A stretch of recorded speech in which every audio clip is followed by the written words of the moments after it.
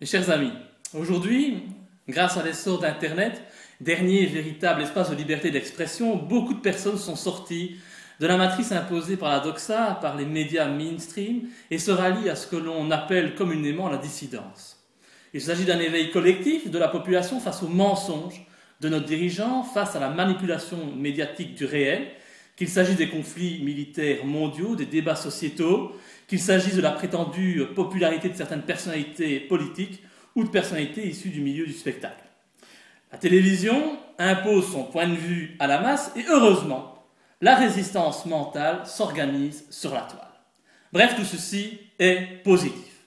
Cependant, si je fais cette vidéo aujourd'hui, c'est pour pousser un coup de gueule, comme j'ai l'habitude de le faire au Parlement pour ceux qui connaissent mes interventions et qui suivent mon combat au sein du Parlement belge.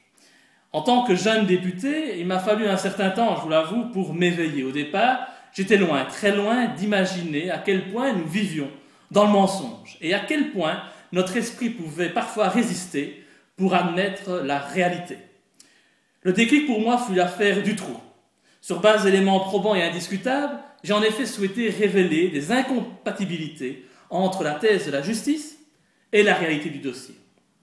Mes révélations démontraient que tous les protagonistes de ce dossier, dont les plus importants, n'étaient pas en prison et qu'ils n'avaient jamais été inquiétés par la justice, très certainement de par leurs fonctions.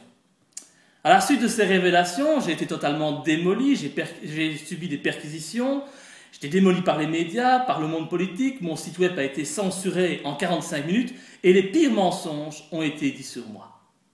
La presse et le politique ont transformé mes révélations courageuses en comportements scandaleux, allant même jusqu'à oser affirmer que j'aurais publié des photos d'autopsie d'enfants décédés sur le web. Totalement faux, mais le mal malheureusement était fait. Les médias mensonges et les politiques véreux étaient parvenus à étouffer le débat. Au lieu de parler des mensonges de la justice et des protections, on ne parlait que du comportement scandaleux du député Laurent Loué. Cette injustice m'a totalement ouvert les yeux. Parce que je me suis dit que si on pouvait mentir et transformer à ce point la vérité sur cette question, il était évident pour moi que cela pouvait être le cas dans de nombreux autres dossiers. Ce fut le début de mon entrée dans ce qu'on peut appeler la dissidence. Et aujourd'hui, je rencontre de plus en plus de personnes déconnectées, libres dans leur esprit, dans leur expression, qui sont motivées à faire bouger les choses, à contribuer à notre cause. Tout le monde ne s'intéresse pas aux mêmes thématiques. Tout le monde n'est pas sur la même longueur d'onde, à l'instar de ceux qui se complaisent dans le mensonge de la propagande des masses médias ou de ceux qui simplement sont guidés et aveuglés par l'argent, au point d'en abandonner toutes leurs valeurs. Il est clair que nos motivations, n'étant pas pécuniaires mais plutôt idéologiques, chacun étant différent, nos opinions divergent. Et Dieu merci qu'elles divergent, sinon nous serions les mêmes que ceux contre qui nous nous dressons aujourd'hui. Alors je tenais à faire passer un message. Tellement il est facile aujourd'hui de s'opposer, je voudrais dire que le temps presse, mes amis. Nous devons nous unir au lieu de nous affronter. Nous devons faire preuve de tolérance. Il est temps d'oublier les clivages particratiques. Ça ne représente plus rien. Seul compte les combats que nous menons et les valeurs que nous défendons. Les différences qui nous séparent sont infimes en comparaison de ce qui nous rapproche. Un Belge de souche qui vote à droite a le même combat qu'un immigré à peine entré sur notre territoire, même s'il l'ignore. Les deux sont manipulés par la grande banque, par les médias. Ils sont tous les deux tributaires de leurs revenus pour subvenir à leurs besoins. Ils ont peut-être des enfants, une femme à protéger, à nourrir. Et la télévision, le monde politique également, nous monte insidieusement les uns contre les autres. C'est un jeu très vicieux et difficile à analyser. Notre mode de vie matérialiste nous pousse à vouloir garder un maximum de confort, au lieu de penser au bien commun, au combat qui nous oppose à notre ennemi. Réalisez-vous une seule seconde que ce qui s'est produit en Grèce ou à Chypre nous pend au nez. Que fera-t-on alors? Que fera-t-on quand il sera trop tard?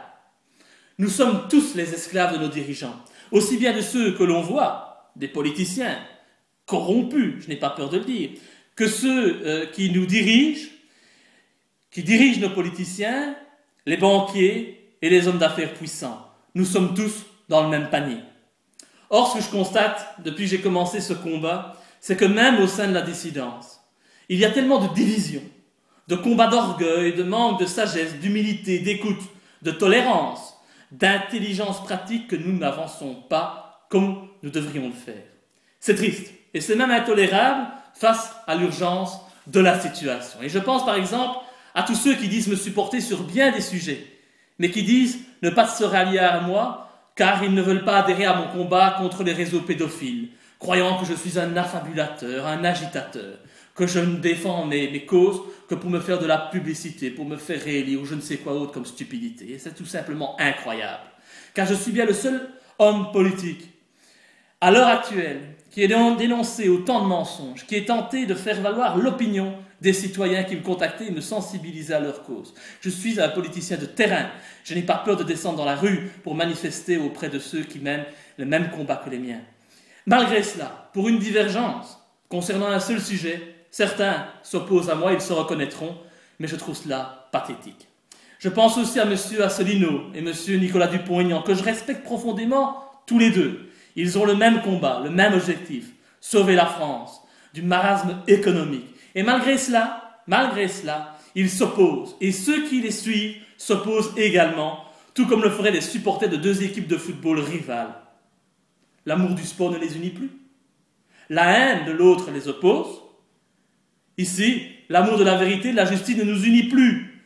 L'orgueil de l'un, l'obsession de l'autre, la rancune pour une malheureuse réflexion sont autant de facteurs qui nous divisent.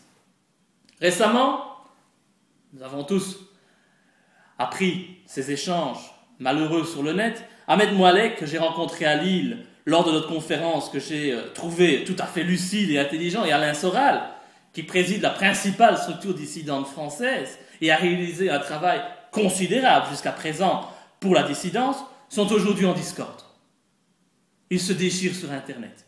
Loin de moi, bien entendu, l'idée de vouloir m'immiscer dans ce petit conflit, mais je constate à nouveau que ceci est vecteur de tension, de division, et qu'au regard de la situation actuelle, du contexte dans lequel nous sommes plongés, il est urgent que nous nous unissions, même si nous avons des avis divergents concernant telle ou telle thématique. La vraie démocratie, celle d'Étienne Chouard, n'est-elle pas un système dans lequel chacun pourrait exprimer son opinion et dans lequel la décision qui prime serait celle qui favorise le bien commun, la paix et la justice? Mettons les égos de côté et unissons-nous. Il est grand temps que nous le fassions. Les orgueils ne mènent à rien.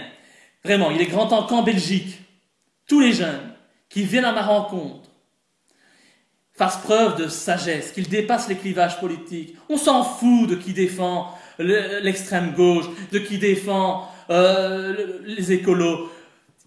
Les partis politiques sont totalement dépassés. Il faut faire confiance en des hommes qui ont le courage de leur combat et qui défendent véritablement des valeurs. Les partis politiques ne défendent rien, si ce n'est les intérêts des lobbies qui sont au-dessus de tout.